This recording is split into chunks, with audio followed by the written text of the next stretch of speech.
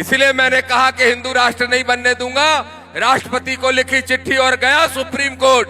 तो धीरेन्द्र शास्त्री ने ऐसे ही मंच लगाई और मंच लगा के बोला उनका नंबर नहीं है दामोदर, मतलब मेरा, वो हमारी यात्रा रोकना चाह रहे हैं, उनका नंबर नहीं है तो हम फोन पे ही ठठरी बार देते। और बारने का मतलब होता है जलाना। तो धीरेन्द्र शास्त्री बोला कि उनका नंबर नहीं है, नहीं तो हम उनकी ठठरी फोन पे ही बार देते। तो मीडिया वाले आए तो मैंने कहा, बोले यादव जी क्या कहोगे, धीरेन्द्र महाराज ने ये कहा। मैंने कहा उसने खुद अपनी पोल खोल दी। अगर वो दामोदर यादव का नंबर पर्ची से नहीं निकाल सकता तो बताओ तुम्हारा और हमारा भविष्य पर्ची से बता सकता है क्या मेरे भाइयों। मैं दावत दे रहा हूं भाई साहब को, जुल्म के हर एक लम्हे का हिसाब रखो, जुल्म के हर एक लम्हे का हिसाब रखो। घर घर में संविधान की किताब रखो, घर घर में संविधान की किताब रखो और गुनहगार मुल्क का जमीदोज हो जाएगा। दिलों में जज्बा और जुबा पर इनकलाब रखो। जोरदार तालियों से आप स्वागत करिए बड़े भाई आयुष्मान दामोदर यादव जी, यादव मंडल जी, बहुजन समाज की बुलंद आवाज। जो समस्या इस देश में आडंबर पाखंड के खिलाफ लड़ाई लड़ने वाले लोगों के सामने आती है, वो समस्या मेरे सामने भी आती है। अभी मैं राजगढ़ जिले में गया था, मध्य प्रदेश का ही जिला है, राजगढ़ गुना के पास में है, भोपाल और गुना के बीच में। वहां पे आजाद समाज पार्टी भीम आर्मी के हमारे जिला के दोनों अध्यक्षों ने आयोजन किया, प्रदेश अध्यक्ष जी भी थे। और वहां उन्होंने कहा कि भाई साहब ध्यान ये बात रखना है कि आपको बोलने में आडंबर पाखंड पे एक सीमा में बोलना है, खास तौर पे देवी देवताओं पे नहीं बोलना है। तो मैंने उनसे कहा कि फिर मुझे बुलाया क्यों? क्योंकि मैं जिस चीज के लिए जाना जाता हूं, अगर मैं वही बात नहीं करूंगा तो फिर मुझे बुलाया क्यों? क्यों बुलाया? पहली चीज। दूसरी चीज, दामोदर यादव किसी भी मंच का मोहताज कहीं नहीं है, क्योंकि मेरी मंच, मेरा सम्मान, सब कुछ बाबा साहब का संविधान है, सब कुछ। तो इसलिए मैं सिर्फ इतना कहूंगा कि जो लड़ाई हमने छेड़ी है, जो लड़ाई, मैं एक यादव जाति में जन्मा हूं और ऐसा माना जाता है कि पिछड़े वर्ग के अंदर जो यादव जाति है वो देश भर के अंदर लीडिंग पोजीशन में रहती है। और नहीं, सिर्फ इतना ही नहीं माना जाता, इतना भी माना जाता और कहा जाता है कि यादव भगवान श्री कृष्ण का वंशज होता है। और जब कोई पिछड़ा वर्ग का आदमी, एक बात ध्यान से समझ लेना मेरे भाइयों, जब कोई पिछड़े वर्ग का आदमी अंबेडकरवादी विचार से बनता है तो उसे भी उतना ही संघर्ष करना पड़ता है जितना एससी वर्ग के भाइयों को इस देश में करना पड़ा है। और वो कैसे करना पड़ता है उसको समझने की कोशिश करना। आप बालाघाट जिले के हो, मुझे नहीं पता आपके यहाँ कितना छुआछूत होती है, कितना जातिगत भेदभाव होता है, मुझे नहीं मालूम। लेकिन मैं जिस क्षेत्र से हूं, जिस अंचल से हूं, ग्वालियर, चंबल, बुंदेलखंड, उस क्षेत्र में तो आज भी जातिगत भेदभाव प्रतिदिन होता है। तो जब कोई एससी का व्यक्ति, कोई भी भाई, कोई भी बहन, कोई महार समाज का हो, चाहे सत्येंद्र विद्रोही जी बैठे हैं जाटव समाज का हो, कोई भी अगर एससी का व्यक्ति बाबा साहब की जय बोलता है तो ये साधारण बात है, वो बोलेगा ही, वो बोलेगा ही। क्योंकि अगर जानवरों की जिंदगी से निकाल के इंसान की जिंदगी तुम्हें किसी ने देने का काम किया तो बाबा साहब अंबेडकर ने किया, तो वो तो जय बोलेगा ही बोलेगा। लेकिन एक यादव गुर्जर, ये बैठे हैं गुर्जर, यादव गुर्जर या जाट जब अगर जय भीम दिल से बोलेगा तो वो असामान्य बात है, वो साधारण बात नहीं है। क्योंकि यादव गुर्जर और जाट को जिंदगी जानवर की नहीं मिली, नहीं मिली, फिर वो जय भीम क्यों बोले? क्या जरूरत है उसको? अगर वो जमींदार परिवार से है, जैसा कि कहा जाता है कि पिछड़ा वर्ग की वो जातियां जो अपने आप में मसल पावर वाली है, लाठी वाली है, उन्होंने तो खुद शोषण किया एससी के भाइयों का। तो अगर शोषण करने वाली जातियों में से अहीर गुजर आता है तो उसको क्या मजबूरी है कि वो जय भीम बोलेगा? लेकिन नहीं, अगर दामोदर यादव या रविंद्र भाटी या रामनिवास गुर्जर अगर ये जय भीम बोलते हैं तो इसलिए बोलते हैं क्योंकि इनको एहसास है, इस बात का एहसास इस बात का है कि हम झूठी ठसक के ठाकुर थे। अगर हमें मानवता के साथ कोई हक अधिकार देने का किसी ने काम किया तो वो सिर्फ और सिर्फ बाबा साहब अंबेडकर ने किया, किसी दूसरे ने नहीं किया।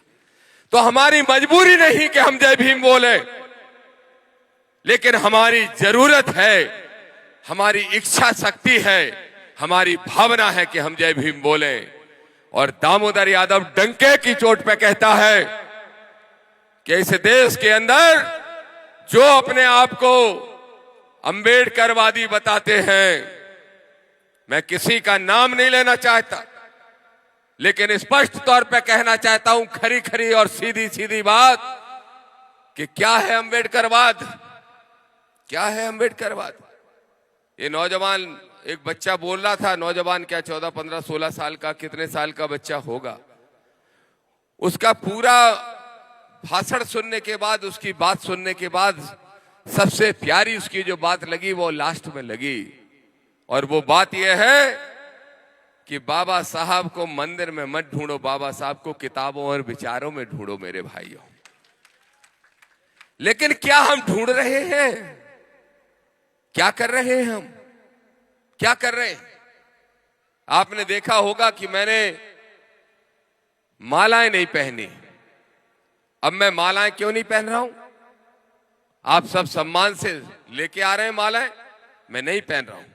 और मैं इसलिए नहीं पहन रहा हूं क्योंकि मैं आज माला पहनने लायक हूं नहीं, और इसलिए नहीं हूं कि जिस ग्वालियर चंबल संभाग से मैं आता हूं, खुद को अंबेडकरवादी बताता हूं, उसके बाद भी उस ग्वालियर के अंदर हाई कोर्ट में बाबा साहब की स्टेच्यू में नहीं लगवा पा रहा, इसलिए मैं मालाएं नहीं पहन रहा।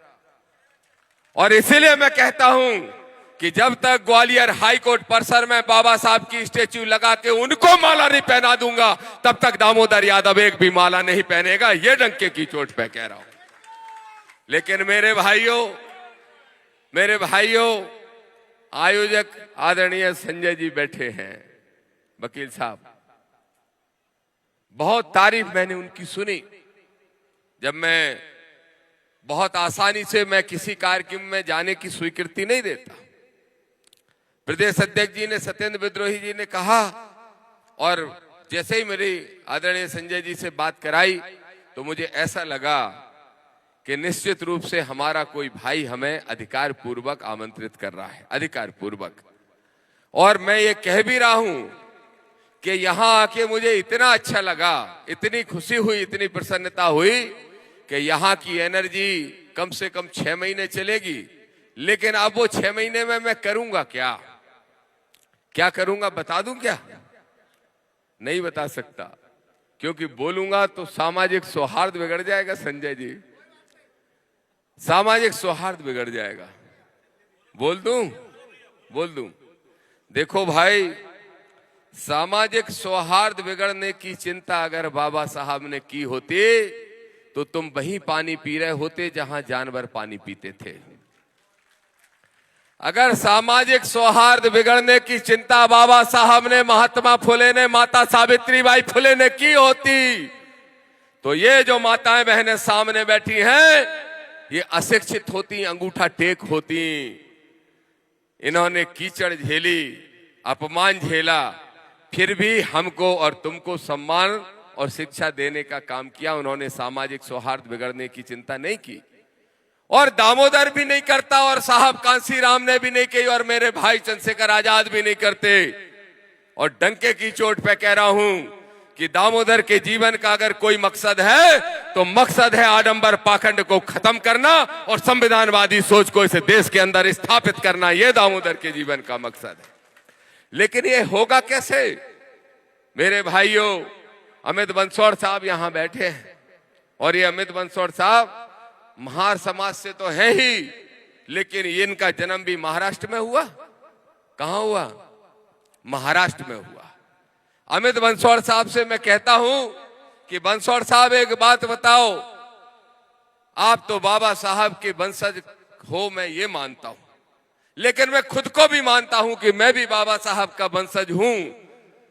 फिर मैं इनसे ये सवाल पूछता हूं कि बताओ कि उत्तर प्रदेश के अंदर मानवर कांसीराम साहब की जो मेहनत थी, प्रयास था, तो उससे एक राजनीतिक ताकत खड़ी हो गई और वो राजनीतिक ताकत आज तक जिंदा है। तो फिर महाराष्ट्र में राजनीतिक ताकत क्यों नहीं बनी? क्यों नहीं बनी महाराष्ट्र के अंदर? इसलिए नहीं बनी क्योंकि वो जो बालक कह रहा था आपने बाबा साहब को भगवान बना दिया, आप बाबा साहब को मानते हो, लेकिन बाबा साहब ने जो बातें कही वो नहीं मानते हो, इसलिए आपकी राजनीतिक ताकत नहीं बनी। दामोदर की आदत खराब है, कड़वा बोलता है। कड़वा नहीं, सच बोलता है और सच कड़वा लगता है। तो मेरे भाइयों, अगर आपने मुझे बुलाया है, 700 किलोमीटर दूर से चल के आया मैं आपके बीच में, 700 किलोमीटर, और तालियां बजवाने के लिए तो मैं जहां चला जाऊं वहीं 20,000 लोग आ जाते हैं। मैं तालियां बजवाने नहीं, मैं खरी खरी सुनाने आया हूं, हकीकत बताने आया हूं। और हकीकत यह है कि जिस महार समाज में बाबा साहब अंबेडकर ने जन्म लेके पूरे देश के बहुजनों के लिए भगवान से बड़ा काम कर दिया, जिन बाबा साहब ने महार समाज में जन्म लेने के बाद इस देश में ही नहीं पूरी दुनिया में अपना लोहा मनवा दिया, उन बाबा साहब के वंशजों, तुम सोचो तुम्हारी राजनीतिक हैसियत क्या है, ये तुम्हें सोचने की जरूरत है। ठीक कहा संजय जी ने, 2 बच्चियां जिनको 21-21 हजार रुपए का चेक देके सम्मानित करने का काम हमारे नेता साथियों ने किया।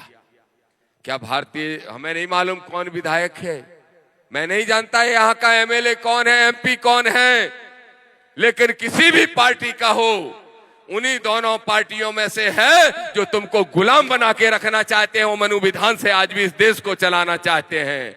और अगर ऐसा नहीं है तो क्यों उन्होंने आके इन दोनों बच्चियों में जिनके पिताजी नहीं है, जिनके पिता नहीं है, जो सम्मान इस मंच ने या जो ध्यान इस मंच ने उन पे दिया, वो दोनों विधायक सांसदों ने क्यों नहीं दिया, ये पार्टियों ने क्यों नहीं दिया? अरे मेरे भाइयों, सत्येंद्र विद्रोही जी बार बार कह रहे थे, क्या गूंगे की तरह बैठे हो, क्यों आवाज से आवाज नहीं मिला रहे हो? मालूम जितनी संख्या में आप बैठे हो, मैं उस चंबल क्षेत्र का हूं, अगर इतनी संख्या में वहां पे लोग होते हैं तो इतना जोर से नारा लगता है कि नागपुर तक आवाज पहुंच जाती है। लेकिन वास्तव में आज मुझे समझ में आ रहा है कि राजनीतिक ताकत क्यों नहीं बना पाई।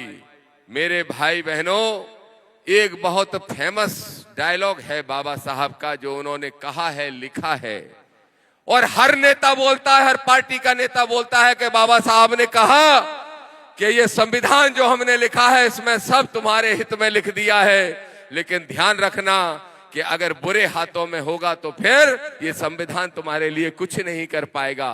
तो वो हाथ कौन से हैं मेरे भाइयों? वो हाथ है सत्ता के हाथ। क्या तुमको सत्ता की भूख भी है? और अगर तुमको सत्ता की भूख होती तो इस बालाघाट जिले में एक विधायक क्यों नहीं बना पाते? जब मानवर कांसीराम साहब के प्रयास से बहुजन समाज पार्टी खड़ी हुई तो मध्य प्रदेश में 11 विधायक बने, लेकिन तुम्हारे बालाघाट में एक भी नहीं बना। क्यों नहीं बना? अरे विधायक आप नहीं बना पाते, पार्षद आप नहीं बना पाते, और फिर कहते हम बाबा साहब को मानते हैं। कैसे मानते हो? कैसे मानते हो? क्या बाबा साहब का सपना यह था कि तुम राम और कृष्ण की तरह उनकी पूजा करते रहो लेकिन गुलामी की जिंदगी जीते रहो? ये तो बाबा साहब का सपना नहीं हो सकता था। तो दामोदर ने भी तय किया है। सुनो मेरे भाई बहनों, कोई कुछ भी कह ले, असली वंशज हूं डॉक्टर BR अम्बेडकर का, असली वंशज। और इसलिए असली वंशज हूं क्योंकि कृष्ण का वंशज तो लिखा है ग्रंथों ने कि दामोदर यादव, यादव मतलब कृष्ण का वंशज, लेकिन दामोदर के मन ने पहचाना है कि दामोदर डॉक्टर अंबेडकर का वंशज है। ये दामोदर के मन ने पहचाना है, तो इसलिए फिर तय किया। मानवर साहब कांसीराम कहते थे कि बहुजन मूवमेंट तब तक खड़ा नहीं होगा जब तक हमारा बड़ा भाई जो पिछड़ा वर्ग है वो इस मूवमेंट का हिस्सा नहीं बनेगा। अब ये खड़ा है अहीर और ये बैठा है गुजर। अहीर गुजर दोनों बैठे हैं हमारे ग्वालियर चंबल में और पूरे मध्य प्रदेश के 70% इलाके में। जहां अहीर और गुजर खड़ा हो जाए पूरी ताकत वहीं झुक जाती है। ये बैठी हैं दोनों ताकतें और यहां बैठी हैं किसी के दबाव में नहीं, मन से, क्योंकि मोहब्बत उनसे है और मोहब्बत तुमसे है और करना चाहते हैं कुछ संवैधानिक काम इस देश में, इसलिए बैठे हैं। अब हमारा पिछड़ा वर्ग कहां पीछे है मालूम है? मुझे नहीं मालूम इस गांव में पिछड़ा वर्ग के भाई बहन कितने रहते हैं, लेकिन एक बात मुझे पता है, ये सोशल मीडिया के माध्यम से लाखों लोगों तक बात मेरी अभी पहुंच जाएगी। लाड़ प्यार करते हैं लोग आपकी तरह, जैसे आप कर रहे हो, और इसी सोशल मीडिया से बात पहुंचेगी। तो सुनो मेरे भाई बहनों, आप सबको मालूम है एक छतरपुर जिला मालूम है छतरपुर जिले के अंदर एक 28 साल का लड़का बैठा है जो अपने आप को कहता है हम बागेश्वर सरकार हैं। कौन से सरकार? बागेश्वर धाम। उस लड़के का नाम है धीरेंद्र शास्त्री। और मालूम क्या कहता है? पर्चियां निकालता है, पर्चियां। आप पहुंच जाओ दरबार में बैठ जाओ, लाखों लोग आते हैं, फिर कहता है नीली स्वापिया वाले आ जाओ तुम्हारी अर्जी लग गई। और फिर कहता है बोलो सास बहू की लड़ाई घर में होती है? तो आदमी हाथ जोड़ के कहता है होती है। तो मैंने कहा इसमें कौन सी नई बात है, सबके घरों में होती है, कोई नई बात तो नहीं है। ऐसी 4 बातें निकाल के आपको हमको सबको मूर्ख बनाता है, खासतौर पे पिछड़े वर्ग के लोगों को। तो मैंने देखा आदरणीय संजय जी कि पिछड़ा वर्ग कैसे सुधरेगा।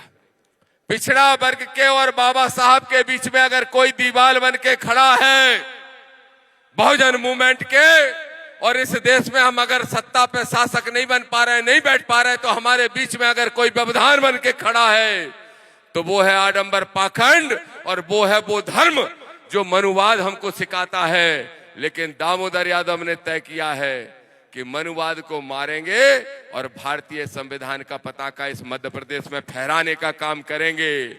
इसलिए मैंने कहा जिसको प्रधानमंत्री अपना छोटा भाई कहता है वो धीरेंद्र शास्त्री बोला इस देश के अंदर हिंदू राष्ट्र के लिए यात्रा निकालूंगा। मैंने कहा हिंदू राष्ट्र कैसे बनेगा भाई?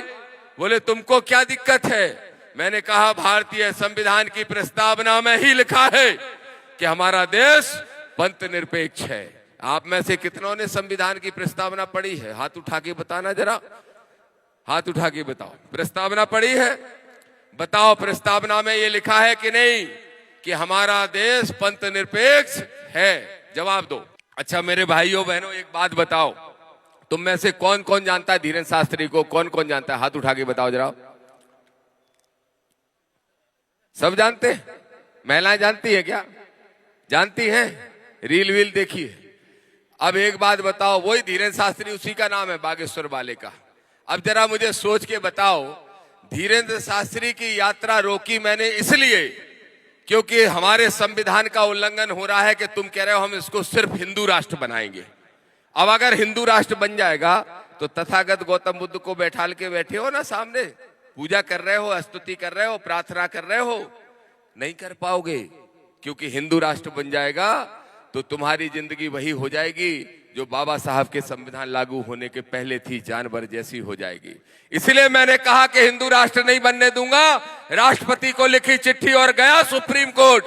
तो धीरेंद्र शास्त्री ने ऐसे ही मंच लगाई और मंच लगा के बोला उनका नंबर नहीं है दामोदर, मतलब मेरा, वो हमारी यात्रा रोकना चाह रहे हैं, उनका नंबर नहीं है तो हम फोन पे ही ठठरी बार देते। ठठरी का मतलब जानते हो? ठठरी का मतलब होता है मृत सैया और बारने का मतलब होता है जलाना। तो धीरेंद्र शास्त्री बोला कि उनका नंबर नहीं है, नहीं तो हम उनकी ठठरी फोन पे ही बार देते। तो मीडिया वाले आए तो मैंने कहा, बोले यादव जी क्या कहोगे? धीरेंद्र महाराज ने ये कहा। मैंने कहा उसने खुद अपनी पोल खोल दी। अगर वो दामोदर यादव का नंबर पर्ची से नहीं निकाल सकता तो बताओ तुम्हारा और हमारा भविष्य पर्ची से बता सकता है क्या मेरे भाइयों। एक माता बहन पहुंच गई, 4th स्टेज का कैंसर था, 4th स्टेज का। हाथ जोड़ के बैठ गई कि 4th स्टेज का कैंसर है, क्या करें महाराज। तो धीरेन शास्त्री बोलता है, 28 साल का लड़का, क्या बोला गौमूत्र पीना शुरू कर दो हल्दी डाल के, और डॉक्टरों की दवाइयां कर दो बंद। और जब गौमूत्र उन्होंने पीना शुरू कर दिया तो महीने भर के अंदर ही वो इस दुनिया से चली गई। लेकिन मेरे भाइयों, मेरी लड़ाई किसी धर्म, व्यक्ति या जाति से नहीं है। मेरी लड़ाई या हमारे मिशन की लड़ाई आडंबर पाखंड से है, और जो भी गैर संवैधानिक बात करेगा उससे हम लड़ने के लिए आज तैयार खड़े हैं और कल भी पूरी ताकत से लड़ने का काम करेंगे। ये दामोदर चुनौती से कहने के लिए आया है।